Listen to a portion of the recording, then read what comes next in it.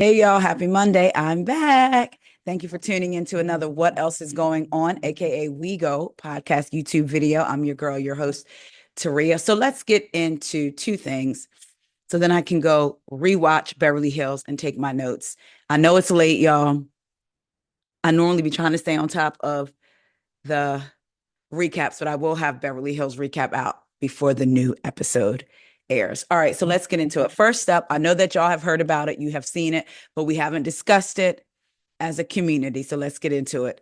This is according to the BBC, but again, many other outlets have reported on it. Accuser drops our lawsuit against Jay-Z and Sean Combs. A lawsuit against Sean Diddy Combs and Jay-Z, which alleged the R-ing of a 13-year-old girl in 2000, has been dismissed. According to a legal filing submitted on Friday in New York, the attorney representing the anonymous plaintiff, referred to as Jane Doe, voluntarily withdrew the case, court records show. The filing was submitted by lawyer Tony Busby. We all know about Tony Busby. At one point, he had 120 clients, I believe, 60 men and 60 women of lawsuits to bring against Diddy.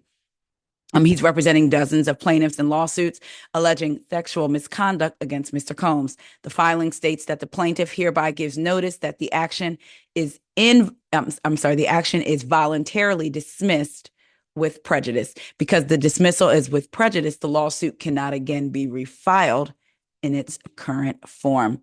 Roc Nation, the entertainment company founded by Jay-Z, whose legal name is Sean Carter, issued a statement signed by him referring to the dismissal as a victory. The frivolous, fictitious, and appalling allegations have been dismissed, he wrote.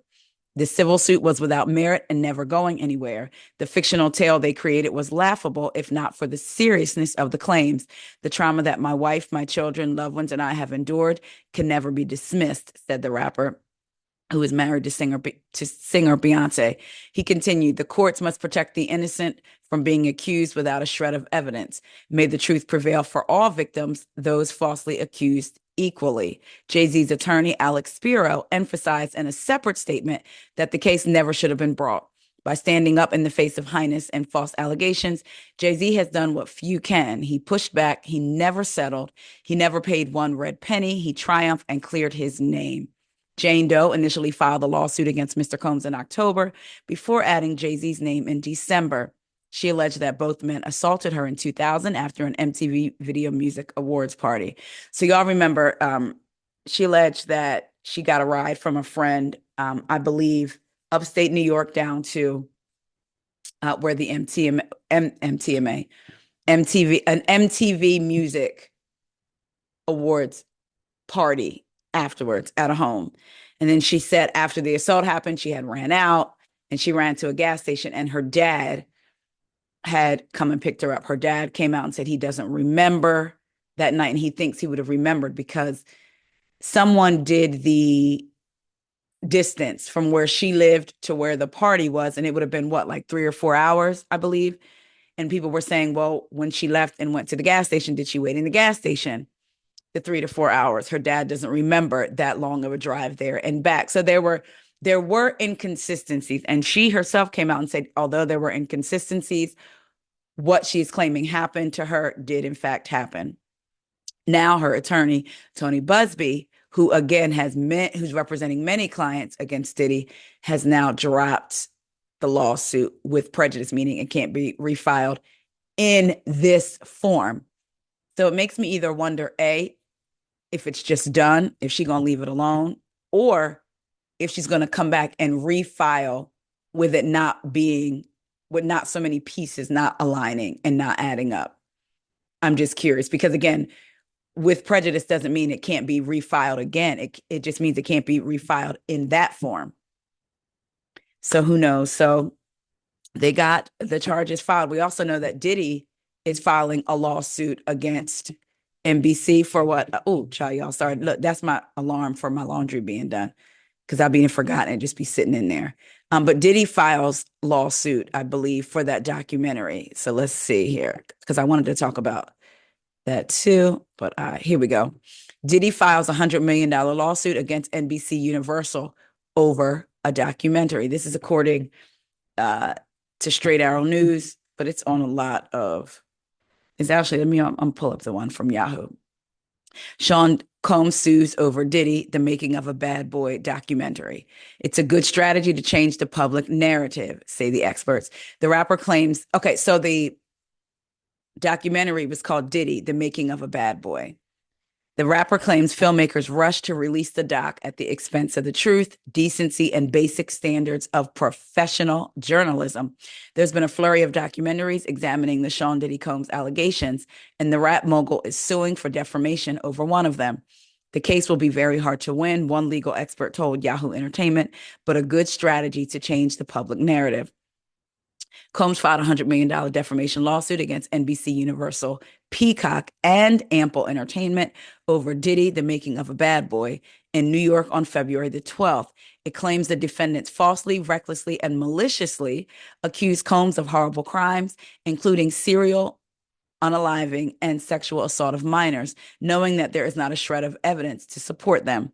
The film premiered January 14th on Peacock and featured new interviews with singer Al B. Sure, who is the father. Oh my God, I always get them confused. Al B. Sure's son is Christian, right? I always get him and Justin. Quincy. Why did I say Christian? Child, seems like there's so many of them. But we know that Al B. Sure used to be with Kim Porter, Diddy's ex, and he's the father of Quincy, who Diddy has raised as his own son, what they say. So there is, wait a minute, I didn't realize there was an interview with, Rodney Jones. Child, I thought that said Rodney Jerkins. I was going to say, now, wait a minute. But the interviews were with Al B. Sure, producer Rodney Jones, who didn't he have his own lawsuit against Diddy, right? And then attorney Ariel Mitchell and others. Combs' legal team said in the filing that the documentary alleged that Combs sexually assaulted minors based entirely on a false claim by an anonymous interviewee. Also, they claim it maliciously tried to tie Combs to the deaths of his friends and rivals, including his ex-girlfriend, Kim Porter, rappers Christopher Biggie Wallace and Heavy D, and music exec Andre Harrell, as well as the alleged attempt unaliving of Sure. Combs' attorney, Erica Wolf, told Variety in a statement that the media company behind the doc was racing to outdo their competition for the most salacious Diddy expose, and in doing so, made a conscious decision to line their own pockets at the expense of the truth, decency, and basic standards of professional journalism. A representative for NBC Universal has not yet responded to Yahoo Entertainment's request for comment. It's interesting that they say it's a good strategy to change the public narrative. Because I already do see some people saying Diddy should have got bond. We know that Bootsy, what's his name? Is the rapper Bootsy?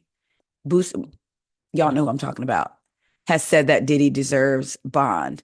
And I can see people hearing this and their minds going, because people do use news and social media and all that to sway the court of public opinion, even though our opinion is not the one that's going to get him out of jail or keep him in jail, right? So I can see, but I did think it was interesting for someone to say it's a good strategy to change the public narrative. So I wonder how far this will go, if it will even go anywhere. We know his trial is set for May, I believe. So we'll stay updated to that.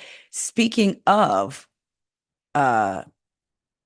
trials and lawsuits, I want to get into the Target DEI. Now, I saw this when it first came out, and I've been wanting to talk about it because I'm kind of watching it with my own eyes. So we'll get into it. So this is according to Forbes magazine. Target hit with shareholder lawsuit claiming investors were defrauded about DEI risks. So now we know that Target, along with other stores,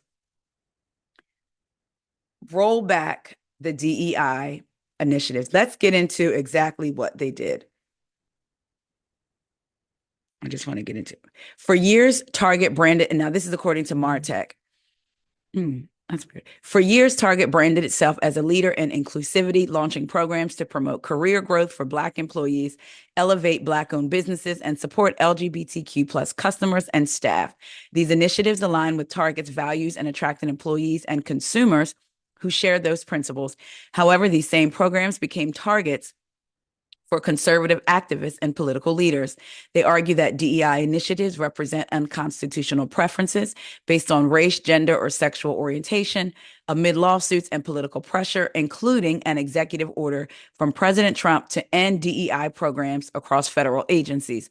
Target is rolling back many public commitments. In a recent employee memo, Target described a rollback in its DEI initiatives as part of a new strategic chapter focused on inclusivity. Yet the absence of CEO Brian Cornell from the announcement raises questions about accountability, especially since he was in charge when these initiatives began. Kiara Fernandez, Target's Chief Community Impact and Equity Officer, delivered the news, which creates a perception of strategic distance from leadership responsibilities. This is a stark contrast to Target's earlier commitments following George Floyd's death, during which Cornell promised significant investments in Black communities. The current rollback makes those past commitments appear contradictory, casting doubt on the authenticity of Target's values. So let me see. I wanted to, because there were a lot of people saying, well, it didn't benefit, DEI, this percent, it only benefit this percentage of Black folks versus white women, right? Now, because I wanted to get into. So this is according to CNBC News. In a memo sent to its employees, Target will end its 3-year DEI goals, stop reports to external groups like the Human Rights Campaign's Corporate Equality Index, and end a program focused on carrying more products from Black or minority-owned businesses. So it wasn't just the DEI they rolled back. They had a specific program that focused on incorporating more Black-owned brands and businesses. In prior years, Target had said the murder of George Floyd in the company's hometown of Minneapolis motivated it to strengthen its DEI programs. Let's get into it. It says, this is coming from Kiara Fernandez. Again, she's the Chief Community Impact and Equity Officer at Target. Many years of data, insights, listening, and learning have been shaping this next chapter in our strategy. And as a retailer that serves millions of consumers every day, we understand the importance of staying in step with the evolving external landscape, now and in the future, all in service of driving Target's growth and winning together. So it seems to me, when I saw this, it seemed to me what they're trying to say. They're trying to say DEI isn't inclusivity either. Get rid of all of that and just focus on everybody and the community. To me, that's what it seemed like. That's the route that they were trying to go. Basically trying to say that DEI is not inclusive. Almost like a Jedi mind trick. To me, I'm not going to lie, ever since I've seen these folks talk about DEI, this DEI, that Trump blaming the helicopter plane crash on DEI hires. DEI is just a synonym for the word Negro, but with the hard R. Y'all know what I mean. That's what it's for. When they say DEI, that's what they're talking about. They're not talking about the white women that benefit from it. They're specifically looking at it like it was created for Black folks that don't have the same qualifications or the same good product as non-Black folks. I will never forget, I had a conversation with someone who was Black, and they were talking to one of their white coworkers. And the coworker said to them, well, with when it was the debate about affirmative action, which more white women benefited from, wouldn't you rather have the most qualified person? And they said, well, what makes you think the Black person wasn't the most qualified? They don't get it. People think that DEI and affirmative action are to put non-white folks in place that are less qualified than white folks. That's not it at all. It's to stop non-white folks from not getting these jobs and opportunities. And a lot of times they're more qualified than they are in certain aspects. But again, and it doesn't surprise me that all this happened around the time of George Floyd. I've said it on my podcast, but not on my YouTube. There's a big media company out there, not as huge as some, but if I said the name, you would know. And around the time of George Floyd and all that, I had put my other podcast on hold and started this one, right? Because I wanted to talk about how reality TV and real life, sometimes the worlds do collide, and what else is going on, everything else. And there were big white content creators and white companies slash non-black reaching out, right? Because they wanted a black voice, because it was the popular thing to do. Want to be popular. It was the popular thing to do. They reached out. Hey, listen, we want to put your podcast on our network. We're just not sure if we're going to buy your podcast or if we'll have you just create one for us, and then we'll allow you to do this on the side. I'm so excited. They reached out to me in my DMs. Hey, what are your plans with your podcast? This is before I had added the YouTube element. What are your plans? Pop. They want to talk. In the meantime, I had wanted to interview this person for something else that was going on in the media that she knew a lot about. So she was like, oh yeah, I'll do the interview, no problem. But her words, I really want to talk to you about what you plan on doing with your podcast. Fast forward. Now, this company was started by 3 people. So she's one of 3, right? Again, this is around George Floyd, amplified Black voices, all of that stuff. So, as a Black woman, I knew what it was. I knew, of course, it's a good look for them, but I'm also going to take advantage of the opportunity if it's presented, as long as my voice doesn't have to be watered down. I'm okay with certain changes in certain things, but my overall messaging can't be lost, right? Comes on. We have a meeting. We have a Zoom meeting. All right, this is what we want to do. This is what, blah, blah, blah. I just need to talk to my other partners and I'll come back to you. About a week passes. So I talked to the other partners, and right now we don't have the bandwidth for your podcast. And I said to take on another podcast. They have since taken on others. A white man and a Black woman whose podcast is a little different than this. I'll say that. But she said, we don't have the bandwidth. And I said, well, bandwidth, I record at home. So you're talking about that kind of bandwidth? Because if you're talking about that kind of bandwidth, I record at home. So I would need none of your equipment taking up any of your bandwidth. They didn't have an answer. So then I guess as a parting gift, that's not the right word, I can't think, but we want you to record with this other really popular podcast we have. So that person reached out. Child knew that wasn't going to happen anyway. I just played along because I wasn't interested in recording with them anyway. And I know they weren't interested in recording with me. But so I'm not surprised, the hype is over for non-Black people around everything that was happening during that time, and people locked down and COVID. I've seen it in these content creator spaces, in the Bravo spaces. I've seen it all happen.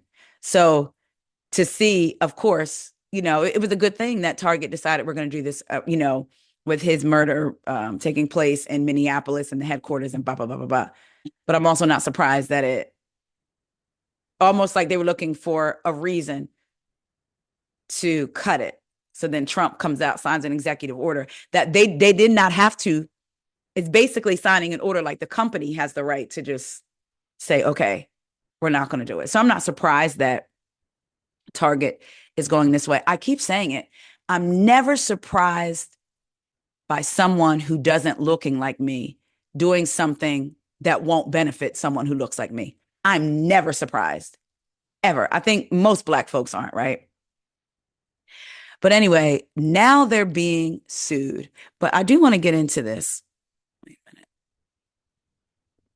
The Target CEO, Brian Cornell, talked about Black Lives Matter protests and in the wake of all that happening. And he said, that could have been one of my Target team members.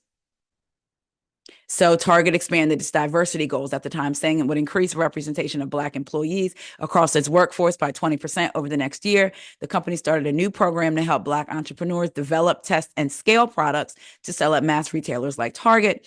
And it promised to spend more than $2 billion with Black-owned businesses by 2025, from construction companies that build or remodel stores to advertising firms that market its brand. The company and its foundation also gave $10 million to support social groups, including the National Urban League and African American Leadership Forum. Right. So now that's ending. let's be clear. Target's employee base has grown more diverse in recent years. About 43% of Target's workforce was white, 31% was Hispanic Latino, 15% was Black, and 5% was Asian in the fiscal year that ended in early February 2024, according to the company's most recent diversity report. The company's leadership team is less diverse than its overall workforce. 72% of the leadership was white, followed by 11% Hispanic and Latino, 11% Asian, and 6% Black. Let's run those numbers back. With the workforce, 43% were white, 31% Hispanic and Latino, 15% Black, 5% Asian. In the leadership roles, 72% of the leadership was white, followed by 11% Hispanic, Latino, 11% Asian, and 6% Black. So again, are we shocked about these rolling back these initiatives? Now let's get into the lawsuit. So according to Forbes, Target hit with shareholder lawsuit claiming investors were defrauded about DEI risks. Target Corporation CEO Brian Cornell and current and former board members have been sued for defrauding stockholders about the risks of its corporate diversity, equity, and inclusion policy. So basically, this is crazy that they're rolling them back. Target is rolling them back. At the same time, they're being sued by shareholders who said them having them in the first place lowered their stock.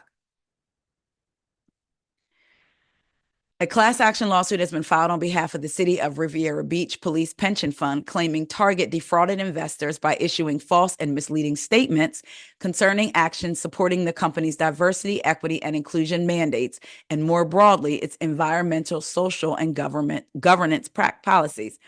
The suit alleges by failing to warn investors of ESG/DEI risks, its stock price was artificially inflated and board members secured re-election, causing additional damages.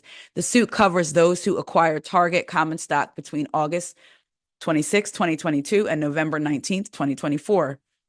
Law firm Grant and Eisenhofer represents the class action members in the suit, filed on January 31st in the U.S. District Court for the Middle District of Florida, Fort Myers Division. This suit is marked as related to an earlier lawsuit brought by America First Legal, a conservative nonprofit, on behalf of shareholder Brian Craig in the same court. So basically, the background of the lawsuit cites consumer backlash from Target's May 2023 LGBTQ Pride campaign that caused some customers to boycott the company and shop at rivals such as Walmart, whose results stood in stark contrast to Target's. The boycott caused Target's stock price to drop immediately and continue on a rocky course throughout 2024. The suit alleges Target defrauded investors by hiding the consumer backlash and not advising them of the risk to earnings from DEI policies.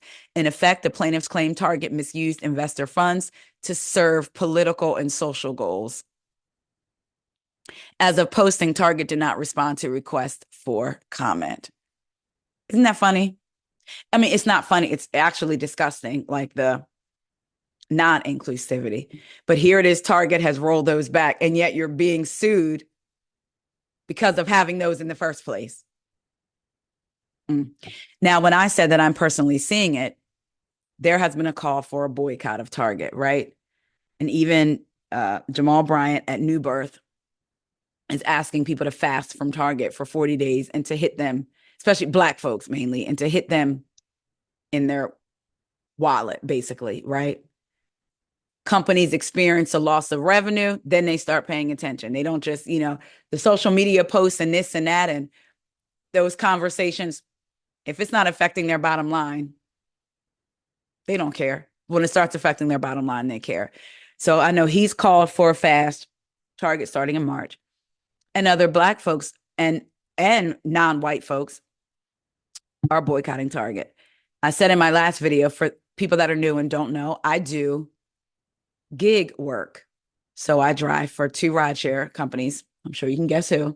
And I also do, I won't say the name, you could probably figure it out, a service that uses Target to shop and deliver items.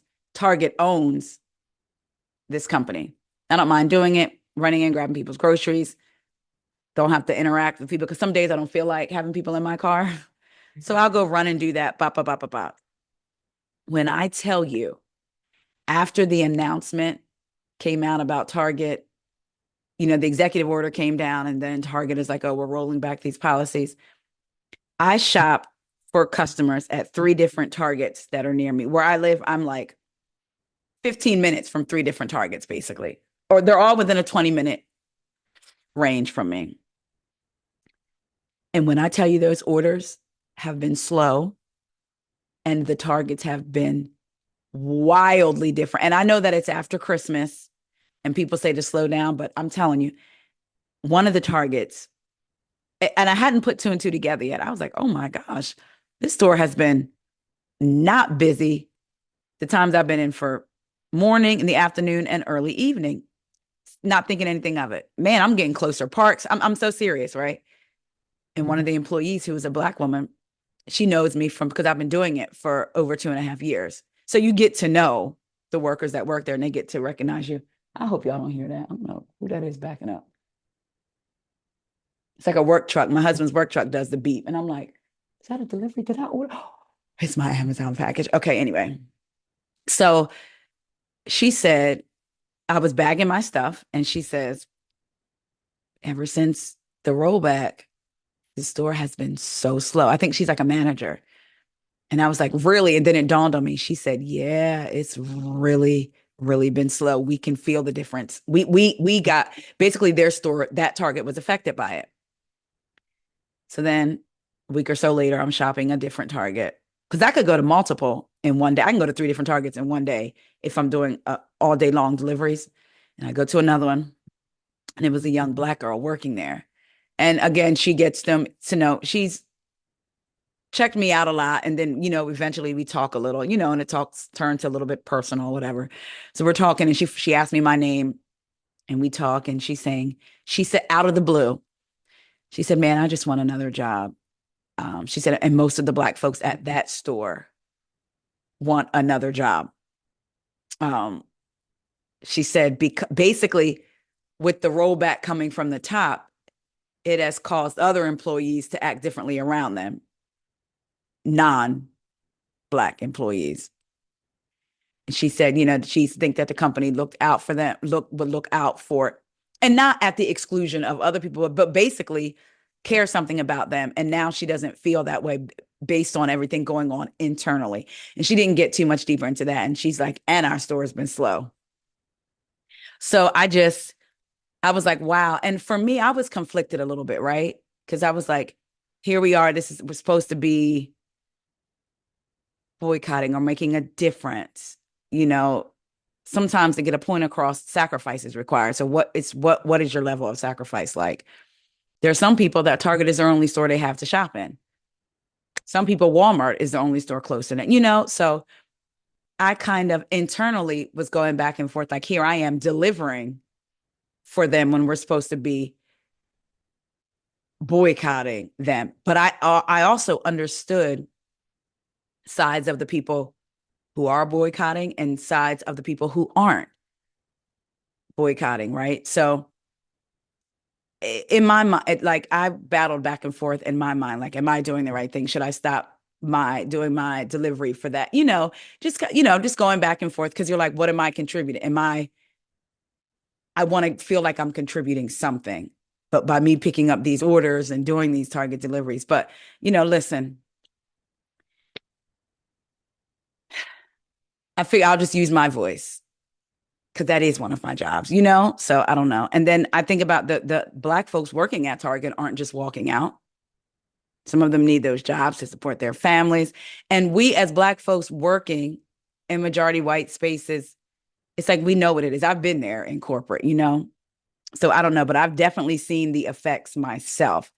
I wonder if people are truly going to do this Target fast that he's asked these people, they've signed petitions and all of that.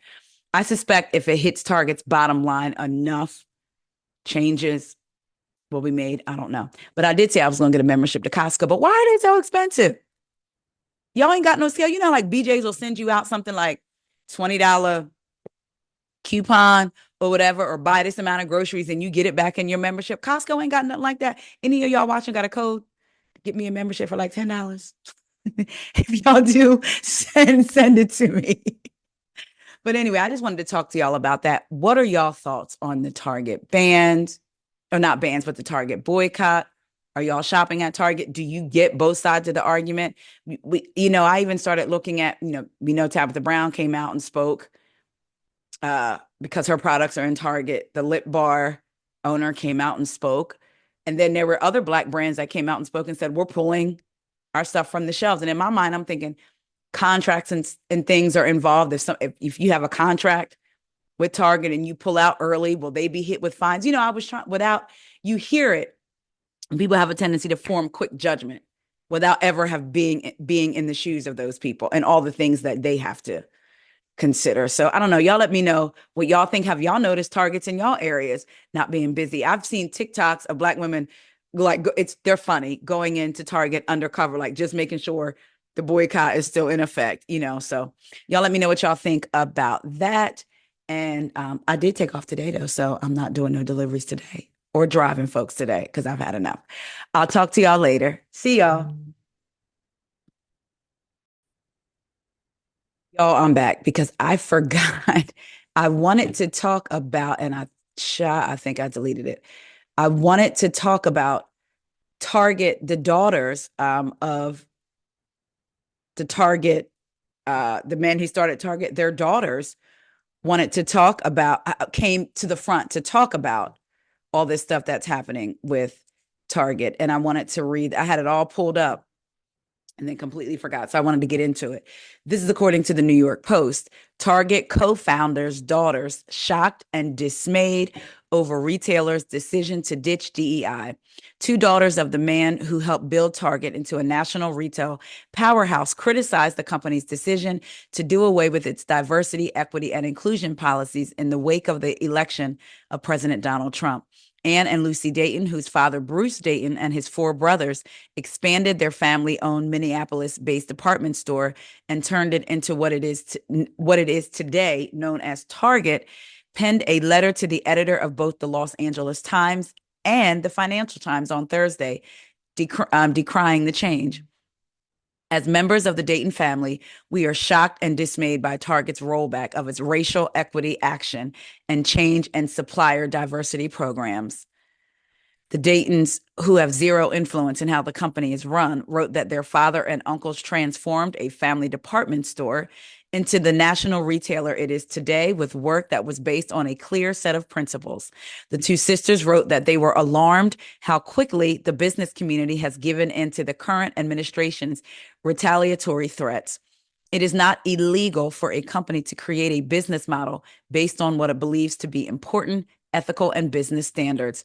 Accusing the company of cowering, the Daytons wrote that Target was undermining the very principles that have made their companies a success. The Post has sought comment from Target, meaning the New York Post sought comment from Target, but they have not received one. Give me 1 second. Yeah, so I meant to talk about that, how the daughters of one of the founders, they're upset by this. Again, they don't have any influence or any say on the day-to-day and how Target is run now, but they have some feelings about it, clearly. So it says the Minneapolis-based retailer, but it talks about the program, but I just want to see. Target was founded in May of 1962 as the discount retail division of the Dayton Company, a Minneapolis-based department store chain started up decades earlier by George Draper Dayton. After Dayton's passing in 1938, his son George Nelson Dayton took on a leadership role in the company until his death in 1950. George Nelson Dayton's five sons, Bruce, Donald, Wallace, Kenneth, and Douglas, then took control of the company. Under their stewardship, they created Target, the discount retail division of the Dayton Company. 7 years later, Dayton Company merged with the Hudson Corporation, the Detroit-based department store, to form a retail conglomerate that dominated the Midwest. While the Dayton Company played a crucial role in shaping Target's early success, the family's influence gradually diminished as the company grew and transitioned into a publicly traded corporation. By the time the Dayton Hudson Corporation rebranded as Target Corporation in 2000, the family had already stepped away from executive leadership. Although some members of the Dayton family may still hold shares in Target, they do not have any substantial influence over corporate decisions. Today, institutional investors such as Vanguard, BlackRock, and State Street are the largest stakeholders. The Dayton family remains a well-known name in Minnesota, primarily due to their philanthropic efforts and business legacy, but they are no longer tied to Target's leadership or decision-making process. Whew. And one of the brothers whose daughters are speaking out, Bruce Dayton, he died in 2015. He was 97 at the time. So I just wanted to come to y'all and tell y'all that because I did want to talk about that with the Target things. Like two of the daughters of the founding family strongly disagree with what Target is doing now. All right, now, y'all, I'm gone for real. I will talk to y'all later. See ya.